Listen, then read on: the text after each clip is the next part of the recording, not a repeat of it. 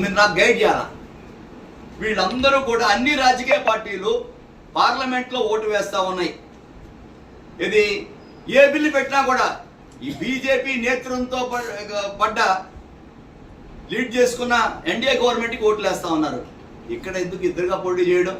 YCP BJP కలిపే పోటీ చేయొచ్చుగా. ఇక్కడ వీళ్ళిద్దరూ ఒకటి కాదని అడుగుతున్నాం. ప్రజల్లో పిచ్చివాళ్ళు చేయడానికి మీరు చేసే ప్రయత్నాలు ఇక్కడ ఒక్క డెవలప్మెంట్ ఏంటి?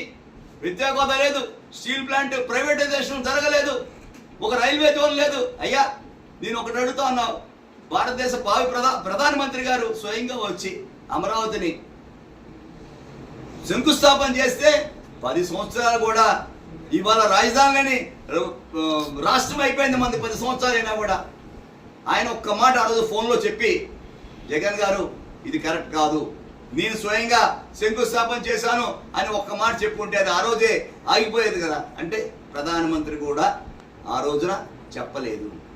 అంటే ఏమిటి అర్థం? అంటే ప్రజలకి ప్రాంతీయ విద్వేషాలు రెచ్చగొట్టడానికి ఈ రకంగా 3 రాజధానులు మాటలు మాట్లాడుతున్నా ఉన్నారా అని చెప్పేసి మనం అర్థం చేసుకోవాలి.